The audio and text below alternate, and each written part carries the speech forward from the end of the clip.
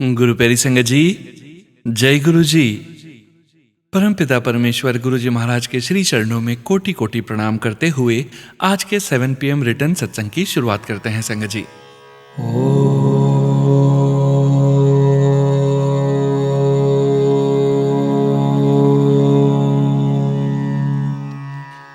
नमः शिवाय।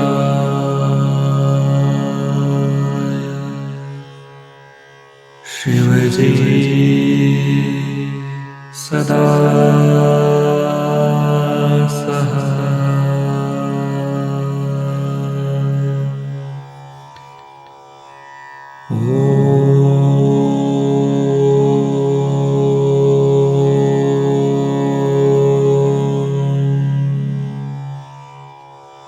नमः शिवाय।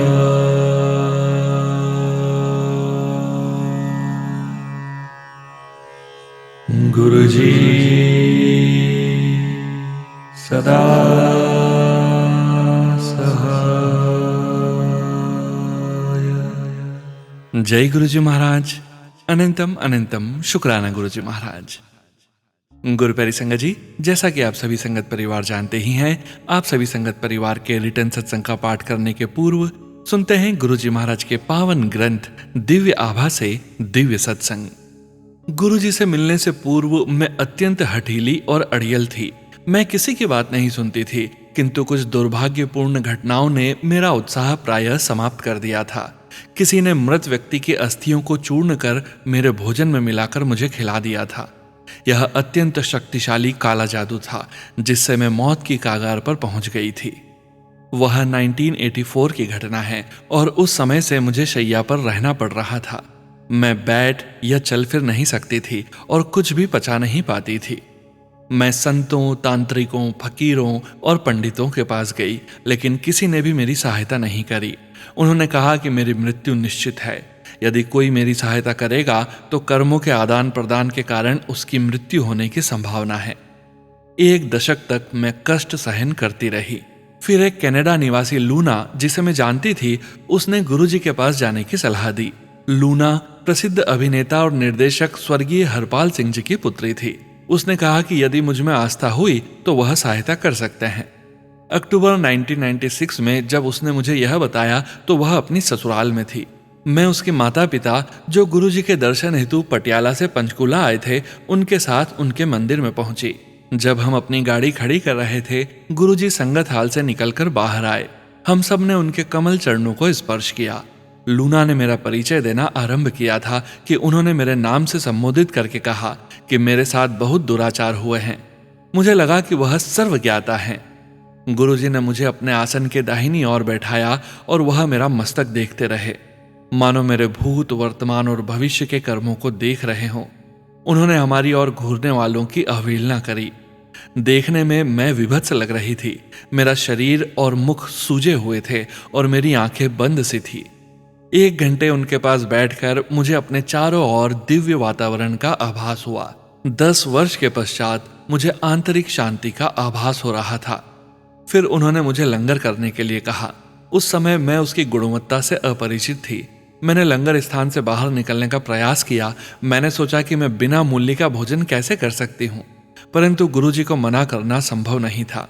उन्होंने पुनः मुझे लंगर ग्रहण करने के लिए कहा तो मैंने किया। उसके पश्चात उन्होंने मुझे अपने बाएं बिठाकर उस हाथ को दबाने और मालिश करने को कहा। आधे घंटे के उपरांत उन्होंने मेरा अंगूठा अपने अंगूठे से दबाया और उसी क्षण मेरा 60% रोग समाप्त हो गया। उनके चरणों में बैठे हुए उन्होंने अवर्णनीय मुस्कुराहट देते हुए वहां आते रहने के लिए कहा। उस दिन मुझे आशा बंधी, किंतु उसके बाद 6 माह तक लूना के ससुराल वालों ने मुझे व्यस्त रखा। मैंने उन्हें चंडीगढ़ के निकट जीरकपुर में 4 कनाल भूखंड बेचा था। पंजीकरण के समय मुझे लगा कि मेरे साथ 1.5 लाख रुपए का धोखा किया गया है। मैं गुरुजी के आदेश का पालन भी नहीं कर सकी थी। 6 माह के पश्चात जब मैं पंचकुला गई तो पता चला कि गुरुजी चंडीगढ़ चले गए हैं। मैं उसी समय उनके पास गई। जैसे ही उन्होंने मुझे देखा, उन्होंने दूर से ही कहा कि मेरे साथ 1.5 लाख रुपए का छल हुआ है। उनकी सर्वज्ञाता शक्ति पुनः सामने थी। उसके पश्चात मुझे 2 वर्ष तक शांत उपचार दिया। कालांतर में मैंने शिव पुराण पढ़ा कि गुरु को 2 वर्ष तक शिष्य की परीक्षा लेनी चाहिए। मैं उनके पास निरंतर जाती रही। प्रसन्न मुद्रा में गुरुजी अपने भक्तों को अपने चित्र बांटते थे, पर यह करते हुए वह सदा मुझे टाल देते थे। मुझे अत्यंत दुख होता था, लेकिन अड़ियल होते हुए भी मैंने उनकी आज्ञा का पालन किया। 5 बहनों में सबसे छोटी होने के कारण मुझे बहुत लाड प्यार मिला था। मैं प्रतिदिन 7 बजे संगत में पहुंच जाती थी। 2 वर्ष के बाद एक दिन मुझे देर हो गई। भक्तों ने बताया कि उस दिन गुरुजी ने कम से कम 10 बार मेरे पहुंचने के बारे में पूछा था। मैं स्तब्ध रह गई। उस दिन वह अति प्रसन्नचित्त लग रहे थे। उन्होंने भविष्य में विश्व में होने वाली घटनाओं और स्वरूप का उल्लेख किया और घंटों वार्तालाप करते रहे। भक्तों ने जो सुना वह आजकल समाचार पत्रों के मुख्य समाचार होते हैं। मैंने अपने हाथ जोड़कर उनसे प्रश्न पूछने की आज्ञा लेकर उनसे कहा, गुरुजी, क्या मैं इतनी दुर्भाग्यशाली हूं कि मुझे आपका स्वरूप भी नहीं मिल सकता? गुरुजी ने उत्तर दिया कि मुझे स्वरूप की आवश्यकता नहीं है, क्योंकि वह मेरे हृदय में बसते हैं। इस कथन ने मुझे सोचने को प्रेरित किया। वह तो स्वयं ईश्वर हैं और हृदय में तो केवल ईश्वर बसते हैं। पर उन्होंने मुझे एक छोटा स्वरूप दिया और कहा कि यह उनका परिचय है। मैं उसे सदा अपने पास रखती हूँ। उसे मैं अपने तकिए के नीचे भी रखती हूँ या अपने परिधान पर लगा लेती हूँ। इससे मुझे सब बुराइयों से सुरक्षित होने का आभास होता है। मैं अपने शयन कक्ष में गुरुजी का स्वरूप रखती थी और उसकी पूजा करती थी। कालांतर में उसमें 2 चक्षु प्रकट हुए। आकार में वह बड़े बड़े और अति सुंदर थे। मैं उनसे कभी भयभीत नहीं हुई। मैं उनसे सदा पूछा करती थी, वह ब्रह्मा, विष्णु या महेश में से कौन है, लेकिन वह केवल पलक झपकाते थे। कुछ समय बाद उनमें से किरणें भी निकलने लगी। गुरुजी शिव का अवतार हैं। यह चक्षु उनका प्रत्यक्ष प्रमाण थे। गुरुजी से मिलने से पूर्व मैं बाबा रामचरण दास राधा स्वामी सत्संग के प्रमुख से मिली थी। मैं उनको अपने एक अमेरिकी मित्र फेर्नेल ब्रेनर के माध्यम से मिली थी। राधा स्वामी के अनुयायी ब्रेनर परामनोविज्ञान में शोध करने भारत आए थे। वह मुझे बाबा चरण दास से मिलने को कह रहे थे। मैंने उन्हें पहले होशियारपुर में स्थित भृगु संहिता से प्रश्न करने के लिए हठ किया। यह उनको जानने की मेरी विधि थी। उस दिन जो पत्र हमारे समक्ष आया उसमें लिखा था कि वह हम दोनों के लिए भाग्यशाली था। संहिता के अनुसार यह मैं देख चुकी थी। पहले मैं एक देवी थी जिसका इस पृथ्वी पर जन्म लेने का मूल कारण मोक्ष प्राप्ति था। इस विश्वास के साथ कि मुझे मूर्ख नहीं बनाया जा रहा है, मैं बाबा चरणदास से मिली। वह लोगों को दीक्षा देते थे। उस समय मेरी माँ कंपवात रोग अर्थात पार्किंसन रोग से पीड़ित थी। मैंने उनको कहा कि यदि वह मुझे दीक्षा देना चाहते हैं तो उन्हें मेरी माँ को स्वस्थ करना पड़ेगा। वह मान गए और मैंने दीक्षा ग्रहण करी, किंतु मेरी माँ शीघ्र ही चल बसी। मैं विस्मित थी। बचपन से मैं अति इंद्रियदर्शी रही हूँ और आने वाली घटनाओं को अक्सर मैं स्वप्न में देख लेती हूँ। यदा कदा मैं दिव्य वाणी अर्थात आकाशवाणी भी सुन लेती हूँ। मैंने ईश्वर से प्रश्न किया कि क्या बाबा भगवान हैं? उत्तर मिला कि वह शीघ्र ही मिलेंगे। हम सब तो सदा उनसे मिलने के रास्ते पर हैं। मैंने सोचा और बाबा पर से मेरा विश्वास समाप्त हो गया। गुरुजी से मिलने के पश्चात मैंने पुनः दिव्य वाणी से प्रश्न किया। मैंने पूछा कि वह कौन है? उत्तर मिला कि वह स्वयं परमात्मा है। इस आकाशवाणी के बाद बिना किसी संशय के मैंने उनको पूजना आरंभ कर दिया। गुरुजी मुझे चमत्कार दिखाते रहे। उनके छोटे चित्र के साथ मैं समाधि करने लगती थी।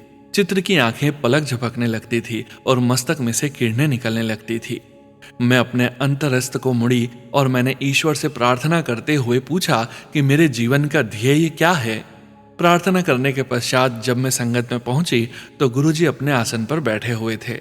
उनके चरणों में से ज्योति फूटी। उनके चरणों में रखे हुए हरे कालीन के चारों ओर गई और मुझे छूने के पश्चात उनके चरणों में वापस चली गई। मुझे प्रतीत हुआ कि मुझे अपने प्रश्न का उत्तर मिल गया है।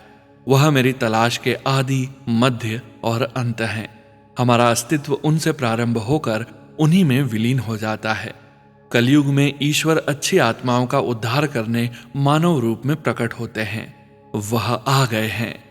अब मुझे प्रतीत होता है कि मैं प्रभु में अपनी आस्था खो चुकी थी। इसकी पुनर्स्थापना और अपने जीवन के लक्ष्य को पाने के लिए मुझे गुरुजी के पास पहुंचाया गया था। सदगुरु ने मुझ पर अपनी अनुकंपा करी। मौत के द्वार से वह मुझे वापस लाए। अपने मार्ग से भटकने के पश्चात गुरुजी ने मेरा मार्गदर्शन किया है।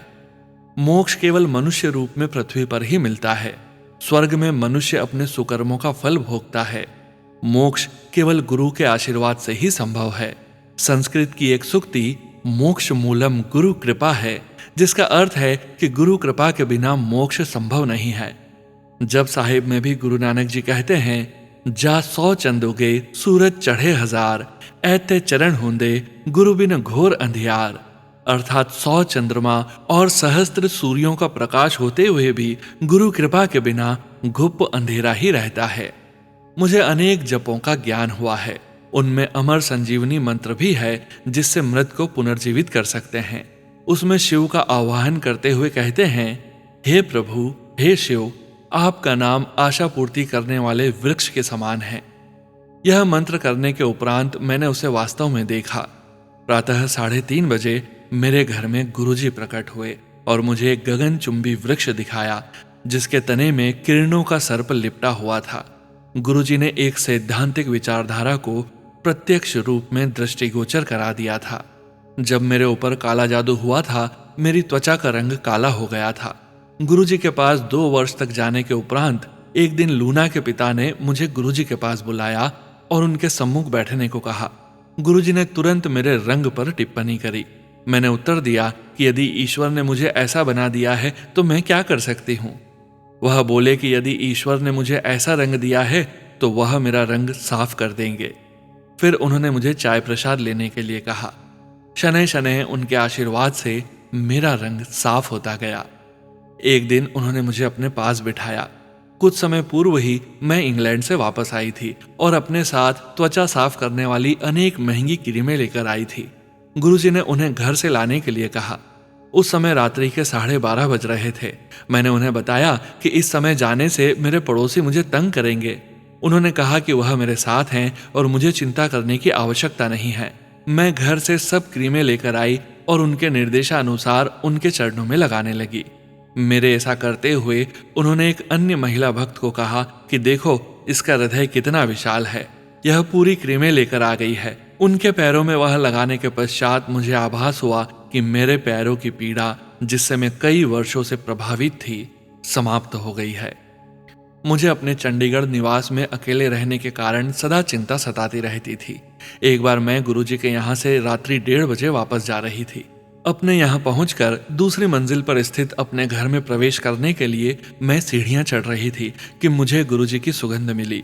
मुझे एकदम सुरक्षा का आभास हुआ। मैंने अपने पीछे दरवाजा बंद ही किया था कि मुझे किसी के खांसने की आवाज आई। मैं अत्यंत भयभीत हो गई। कौन हो सकता है? क्या कुछ चोर घर में घुस आए थे? उस पूरी रात मैं सो नहीं पाई। अगले दिन जब मैं गुरुजी के पास गई तो वह उसी प्रकार से खांसे। मुझे ज्ञात हो गया कि रात को वह ही घर पर आए थे। यह जानकर कि गुरुजी घर बार बार आ रहे हैं, विशेषकर अमृत वेला के समय पर, मैंने घर के पर्दे बदलने का निश्चय किया, किंतु यह करते हुए मैं गिर पड़ी। मेरी रीढ़ की अस्थि में पहले ही चोट थी और अब यह हो गया जब उनके लिए पर्दे लगा रही थी। मुझे नींद आ गई। स्वप्न में मैंने देखा कि गुरुजी 2 भक्तों के साथ घर आए हैं। उन्होंने उनको एसी बंद करने के लिए कहा क्योंकि मैं गिर गई थी। जब मैं जागी तो मेरे एसी के साथ पंखे भी बंद थे। गुरुजी अपने भक्तों का इतना ध्यान रखते हैं। जब वह ध्यान रखते हैं, वह वास्तव में ध्यान रखते हैं। एक अन्य दिन जब मैं संगत से वापस आ रही थी तो अचानक एक गाय मेरी कार के सामने आ गई। मैं केवल गुरुजी चिल्लाई और बच गई। घर पहुंचकर मुझे पता लगा कि गुरुजी ने भक्तों को मुझे निरंतर फोन करने के लिए कहा हुआ था। उन्होंने मुझसे फोन पर बात करके मेरे हालचाल पूछे। एक बार पंचकुला के निकट सकेत्री में स्थित शिव मंदिर से मैं वापस आ रही थी तो रात अधिक हो गई थी। अकस्मात मेरी कार का दाहिना पहिया एक नाली में फंस गया। जितना भी मैं एक्सीलेटर दबाऊं, वह टस से मस नहीं हो रहा था। इस प्रकार से मैं कोई आधे घंटे अटकी रही होंगी कि मैंने एक बस को तीव्र गति से अपनी ओर आते देखा। मैंने गुरुजी को आवाज लगाई और तुरंत वह पहिया बाहर आ गया। सुरक्षित मैं पुनः सड़क पर आ गई थी।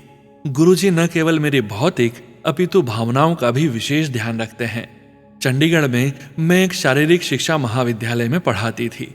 वहां के शिक्षकों को कला विभाग से असंतोष था और उनका व्यवहार द्वेषपूर्ण रहता था। एक दिन मैं उनके कटाक्ष और सहन नहीं कर पाई और अपनी कार में बैठकर रो रही थी। तुरंत गुरुजी की सुगंध कार में भर गई और मैं अपनी भावुकता से बाहर निकल आई। एक भूतपूर्व प्रशासनिक अधिकारी सरदार मनमोहन सिंह मेरी सहायता करते रहते थे। सेवानिवृत्त होने के बाद उनके मस्तिष्क के कोषाणु नष्ट होने लगे थे। अक्सर वह भाषण देने लगते थे और उनको घर पर बांध कर रखना पड़ता था। क्योंकि उन्होंने मेरे पर अनेक उपकार किए थे, मैं उनका यह ऋण चुकाना चाहती थी। मैंने यह गुरुजी को बताया तो उन्होंने उनकी पत्नी को तांबे का लोटा लाने को कहा और उसे अभिमंत्रित किया। मैं उनको भी गुरुजी के पास लेकर आई। गुरुजी ने उन्हें अच्छी नींद के लिए कहा और उस रात उन्हें एक लंबे अंतराल के बाद गहरी नींद आई। एक दिन गुरुजी ने सरदार मनमोहन सिंह की पत्नी को चवन खरीदकर बृहस्पति और शुक्रवार को अपने घर पर रखकर सेक्टर 44 के निहंग गुरुद्वारे में दान करने के लिए कहा। यह करने के उपरांत उन्हें गुरु ग्रंथ साहिब का उस दिन का संदेश पूछना था। यह उन्होंने तो नहीं किया, किंतु मैंने किया। किशोर ने पवित्र ग्रंथ से शब्द निकालकर मुझे दिया। उसके अनुसार ईश्वर पहले भी पूर्ण थे, अब भी हैं और सदा रहेंगे। चंद्र और सूर्य उनकी आज्ञा का पालन करते हैं और जो निर्मल है वह उनको ही दिखाई देते हैं। मैं वह संदेश लिखकर संगत में ले आई, परंतु मैं उसे गुरुजी को दिखाने का साहस नहीं कर सकी, क्योंकि मुझे यह करने के लिए नहीं कहा गया था। प्रातः 3:30 बजे गुरुजी ने मुझे दर्शन दिए। उनके हाथ में गुरु ग्रंथ साहिब का वही पृष्ठ था जिस पर वह शब्द अंकित थे। इसका क्या अर्थ है? वह गुरु ग्रंथ साहिब के रचयिता है। गुरुजी ने मुझे चंडीगढ़ में अपना घर बेचने को कहा।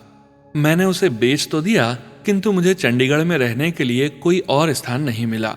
गुरुजी ने मुझे अपने दीर्घकालीन भक्त खेरा परिवार के पास रहने के लिए भेज दिया। श्री खेरा विद्यालय में गुरुजी के अध्यापक रह चुके थे और उन्होंने उन्हें रक्त के कैंसर से मुक्त किया था। गुरुजी ने उन्हें संतान का आशीष भी दिया था। खेरा परिवार ने अपने घर में मुझे एक कमरा दे दिया। मैं इतनी रुग्ण थी कि यात्रा नहीं कर सकती थी और गुरुजी दिल्ली चले गए थे। गुरुजी द्वारा मेरे लिए भेजा हुआ प्रसाद मैं लिया करती थी। वह मेरे लिए औषधि था और उससे काले जादू के दुष्प्रभाव समाप्त हो रहे थे। उस प्रसाद में इतनी शक्ति थी कि मैं उसे खाने के पश्चात खून की उल्टी कर देती थी। मैंने देखा कि उल्टी में विष भी निकलता था। मुझे खिलाई गई अस्थियों की राख। लेकिन गुरुजी से दूर रहना सरल नहीं था। जब भी खेरा परिवार दिल्ली जाते थे, मैं गुरुजी के स्वरूप के सामने रो पड़ती थी। एक बार रोते हुए मैंने कहा, जब कलियां मांगी कांटों का हार मिला। जब खेरा परिवार अगले दिन वापस आए तो उन्होंने गुरुजी द्वारा भेजी हुई पुष्पमाला मुझे दी। गुरुजी भक्त के मन को टटोलते रहते हैं, वह हमारे प्रेम को जानते हैं। कुछ समय के पश्चात मैंने एकांत प्राप्ति के लिए राजकीय महाविद्यालय के छात्रावास में रहने का निश्चय किया। मेरे पड़ोसी नवग्रह शांति का यज्ञ करा रहे थे। उत्सुकतावश मैंने भी एक पंडित जी को वह करने के लिए कहा। हवन से पूर्व मैंने गुरुजी की पूजा करी। पंडित जी के जाने के पश्चात मैं बहुत थकान अनुभव कर रही थी। मैं सोने ही वाली थी कि मेरे सामने लाल परिधान में मुझे एकटक देखती हुई एक आकृति प्रकट हुई। वह गुरुजी के चित्र के समान थी। इससे पहले कि मैं कुछ कह पाती, सर्वज्ञाता गुरुजी ने मुझे फोन किया और पूछा कि क्या मैं उनकी पूजा कर रही थी। मेरे पास अपना कोई घर नहीं था और मैं पंचकुला में एक किराए के मकान में रह रही थी, परंतु बाद में मैंने यह घर नहीं खरीदा। गुरुजी ने मुझे वह घर दिखा दिया था। 1998 में एक स्वप्न में मैंने देखा कि मेरे पास एक कोने का मकान है जिसकी दीवारें गुलाबी रंग की हैं, किंतु मैं उस घर को नहीं ढूंढ पाई। कारण स्पष्ट था, ऐसे घरों का निर्माण 2001 में ही हुआ और हरियाणा नगर विकास निगम ने उनका आवंटन 2003 में ही किया। इसका अर्थ है कि गुरुजी को उस घर के बारे में उसके बनने से पहले ज्ञान था। एक बार मुझे स्वप्न आया कि मैं दिव्य लोक में एक झील के किनारे बैठी हुई हूँ। उसके अनुपम सौंदर्य का वर्णन शब्दों में नहीं किया जा सकता है। उस लोक में भी मैंने अपना पर्स जोर से अपने हाथ में पकड़ा हुआ था। जब मैं सोकर उठी तो मैं अत्यंत शर्मिंदा होकर सोच रही थी, क्या मैं इतनी लोभी हूँ? मैंने अपने सब बैंकों से जमा पूंजी निकालकर गुरुजी के चरणों में रख दी। उन्होंने कहा कि उन्हें इन निरर्थक कागजों की कोई आवश्यकता नहीं है और मुझे वह वापस ले जाने के लिए कहा। रात बहुत हो चुकी थी और मैं चिंतित थी, किंतु गुरुजी ने आश्वासन दिया कि वह साथ हैं और कोई हानि नहीं होगी। मार्ग में मैं एक भक्त के घर पर चाय के लिए रुकी, किंतु गुरुजी ने मना कर दिया। मुझे अपनी कार के आसपास कुछ अवांछित तत्व दिखाई दिए थे और मैं सीधा घर आ गई। एक रात मैं फिर उनके चित्र के सामने रो रही थी। उसी क्षण उनके चित्र में से एक दिव्य हाथ निकला। उस पर कीड़ों के आकार के अनेक स्त्री पुरुष चल रहे थे। वास्तव में गुरुजी कहते हैं कि उनकी संगत कीट समान है। यह देखकर मुझे उसकी सार्थकता का आभास हुआ। ईश्वर की अपेक्षा और कौन अपने ग्रहों के निवासियों को अपने हाथ में संभाल सकता है। गुरुजी इस पृथ्वी के चक्रवर्ती सम्राट हैं। मैंने देखा है कि वह ब्रह्मा, विष्णु और महेश के दर्शन कहीं भी दे सकते हैं। एक स्वप्न में मैंने देखा कि मैं 7 वर्ष की नन्ही लड़की हूँ और मेरे दाहिने कान के पीछे बालों का कुछ झाग लगा हुआ है। वह झाग 4 स्वर्ण के पेचों में परिवर्तित हो गया। वह खुले और 2 अन्य मूर्तियों के साथ शिव मूर्ति बाहर आई।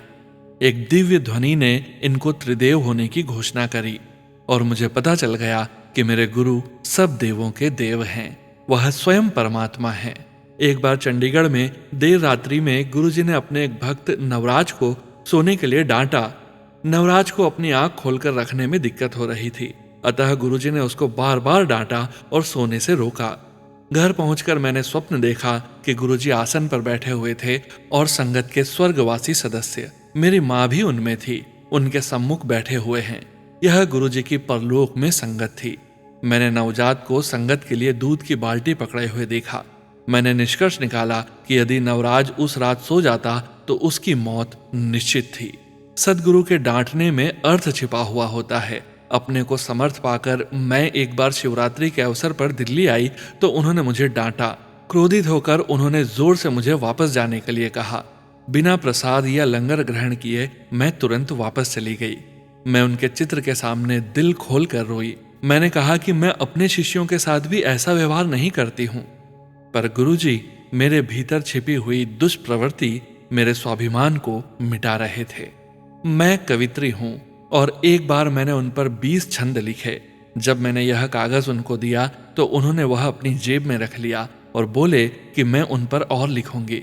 उसके बाद ही मैं बिना किसी प्रयास के धारा प्रवाह 100 छंद और लिख पाई। फिर मैंने एक उपन्यास जब प्रेम कियो लिखा और उनको समर्पित किया। शीर्षक गुरबानी की एक पंक्ति जब प्रेम कियो जे परब पायो से उद्धत किया गया था। शीघ्र ही यह पुस्तक गुरु कृपा से पंजाबी भाषा के एमफिल पाठ्यक्रम में लगा दी गई। डॉक्टर मंजीत तिवाना आंटी जी, पंचकुला से। जय गुरुजी महाराज। अनंतम अनंतम शुक्राना गुरुजी महाराज। जय गुरुजी संगत जी। गुरु प्यारी संगत जी, अब आप सुनने जा रहे हैं पेजेस पर लिखकर व्हाट्सएप पर प्राप्त सत्संग। संगत जी के मोबाइल के लास्ट 4 डिजिट्स हैं 7745। जय गुरुजी महाराज। अनंतम अनंतम शुक्राना गुरुजी महाराज। जय गुरुजी, शुक्राना गुरुजी। जय गुरुजी सोनू भैया जी। जय गुरुजी संगत जी। गुरु प्यारी संगत जी, मैं गुरुजी की बेटी विनी जयपुर से अपना पहला शुक्राना सत्संग शेयर कर रही हूँ। गुरुजी के मंत्र जाप से मैं अपना सत्संग शुरू करूंगी। ओम नमः शिवाय, शिवजी सदा सहाय। ओम नमः शिवाय, गुरुजी सदा सहाय। जैसा गुरुजी कहते हैं अपनी जर्नी शुरू से शुरू करो, तो मुझे गुरुजी के बारे में दिसंबर 23 में मेरी कलीग के पापा ने सबसे पहले बताया। पर तब मेरे मन में आया कि मेरी परेशानी का सब भगवानों से प्रार्थना की, फिर भी वो सॉल्व नहीं हुई, तो फिर कोई गुरु क्या कर लेंगे। मुझे माफ करना गुरुजी, मैं आपको समझ नहीं पाई और मुझे लगा कि आप भी दूसरे गुरुओं जैसे होंगे। फिर अराउंड मई 24 में मेरी बचपन की सहेली का कॉल आया और वो बोली कि मैं गुरुजी को मानती हूँ और मुझे पूरा यकीन है कि वो तेरी सारी परेशानियां दूर कर देंगे। उसने सबसे पहले गुरुजी का स्वरूप व्हाट्सएप पर भेजा और मुझे गुरुजी का मंत्र जाप करने को और सत्संग सुनने को बोला। उसने मुझे अपने सत्संग भी सुनाए और उसकी बातें सुनते ही मुझे गुरुजी पर विश्वास होने लगा और मैंने मंत्र जाप करना शुरू कर दिया। सोनू भैया जी, मैं बताना चाहती हूँ कि मैंने आपके सत्संग से ही अपनी सत्संग की जर्नी शुरू की। गुरुपा की मेहर से हम 2 बार गुरुजी के बड़े मंदिर भी जाके आए। संगत जी, मेरा शुक्राना सत्संग मेरी हेल्थ को लेके है। इस जुलाई से मेरी तबीयत खराब होने लगी। मेरा शुगर बहुत बढ़ गया। एक्चुअली संगत जी, वो इतना बढ़ गया कि डॉक्टर ने इंसुलिन एडवाइस कर दिया, क्योंकि हैवी दवाइयों से भी लेवल कम नहीं हो रहा था। मुझे डॉक्टर के पास जाने में भी डर लगा, क्योंकि वो बहुत डरा देते थे। फिर मैंने गुरुजी से अरदास लगाई कि कुछ भी हो जाए पर इंसुलिन मत चालू करवाना। संगत जी, आप विश्वास नहीं करोगे कि डॉक्टर की अगली विजिट से पहले वीक में गुरुपा ने मेरा शुगर रीडिंग कम कर दिया, जिसको देखते हुए डॉक्टर ने बोला कि इंसुलिन की जरूरत नहीं, दवाई ही कंटिन्यू करेंगे। मैंने गुरुपा का बहुत बहुत शुक्राना किया। अभी भी सब नॉर्मल तो नहीं हुआ है, पर मुझे मेरे गुरुपा पर पूरा विश्वास है कि वह मुझे बिल्कुल ठीक कर देंगे। मैंने पूर्ण रूप से खुद को गुरुजी को सरेंडर कर दिया है। संगत जी, गुरुजी ने कभी भी मुझे ड्रीम दर्शन नहीं दिए, न ही ज्योत में दर्शन दिए और न ही कभी टेलीपैथी से मुझसे बात की, पर फिर भी संगत जी, मुझे एक फीलिंग रहती है कि गुरुपा मेरे अंग संग है और मुझे पूरा विश्वास है कि सही समय आने पर गुरुपा मुझे भी दर्शन देंगे। गुरुपा, अपनी मेहर हम सब पर बनाए रखना और इन मुश्किलों से निकालना प्लीज गुरुपा, सबका भला करना।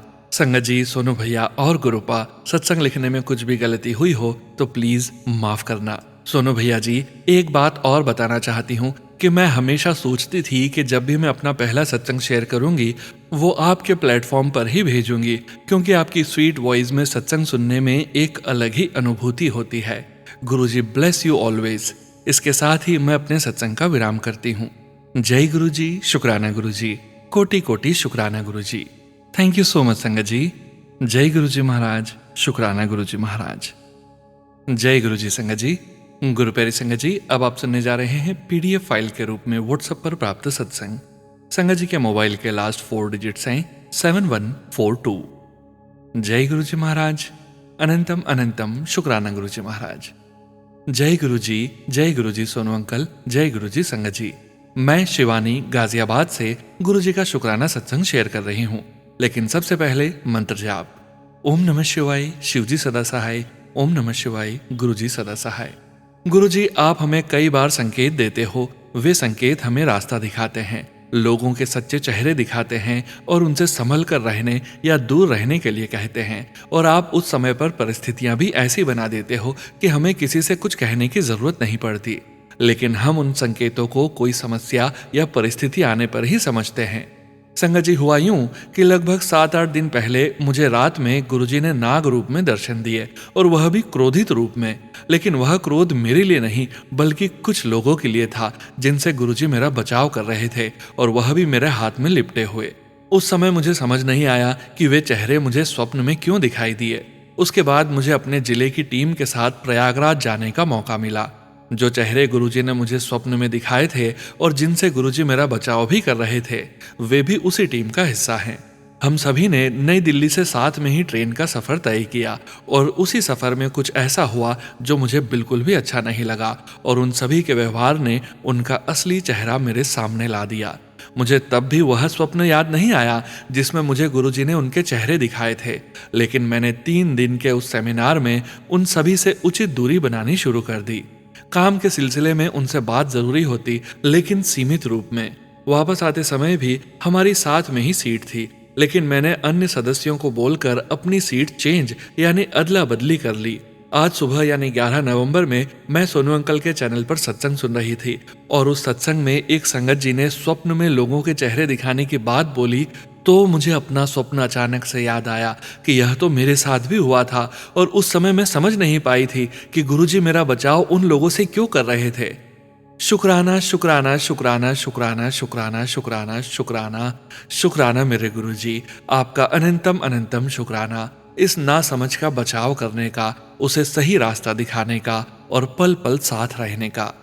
प्रयागराज में भी गुरुजी ने मुझे कई बार काले रंग की तितली व कबूतर के रूप में दर्शन दिए। शुक्राना मेरे गुरुजी, अनंतम अनंतम शुक्राना आपका। सोनू अंकल जी व संगत जी, अब मैं अपने सत्संग को गुरुजी के मंत्र जाप से विराम दूंगी और नए सत्संग के साथ जल्द ही आऊंगी। मुझसे सत्संग लिखने में कोई भूल हो गई हो तो कृपया मुझे माफ करें। ओम नमः शिवाय, शिवजी सदा सहाय। ओम नमः शिवाय, गुरुजी सदा सहाय। जय गुरुजी महाराज। अनंतम अनंतम शुक्राना गुरुजी महाराज। जय गुरुजी संगत जी। गुरु प्यारी संगत जी, आज के इस सत्संग को यहीं विराम करने का समय हो गया है, और जैसा कि आप सभी संगत परिवार जानते हैं, सत्संग का विराम करने के पूर्व हम सुनते हैं गुरुजी महाराज के पावन वचन। संगत जी, आज के वचन आकाश सेठी अंकल जी के सत्संग से लिए गए हैं, जो कि इस प्रकार से हैं। पहला वचन, जानवर को खाना जानवर का काम है, मनुष्य का नहीं। दूसरा वचन, लोग हमारे पास दुनियावी चीजें मांगने आते हैं और हम दे भी देते हैं। असली दात तो ये है कि मांगने वाला ये मांगे कि मेरी तार परमात्मा से जोड़ दो। तीसरा वचन, अपॉर्चुनिटी नॉक्स ओनली वंस, मौका बार बार नहीं मिलता। चौथा वचन, आदमी अपनी पत्नी की सेवा करे और पत्नी अपने पति की, इतना धर्म काफी है। महापुरुष के पास तो तब आओ जब ईश्वर की राह पर चलना है। पांचवा वचन, do you know what PhD means? पागल होने का डर, फियर ऑफ टर्निंग इनसेन।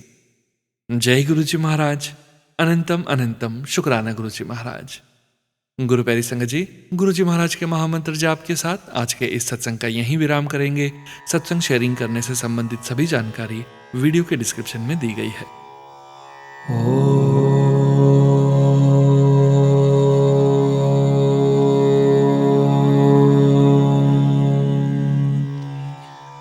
नमः शिवाय।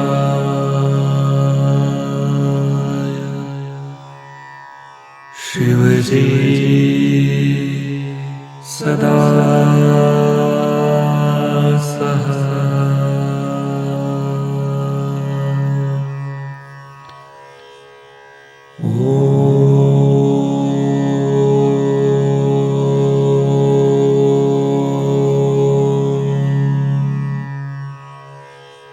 नमः शिवाय।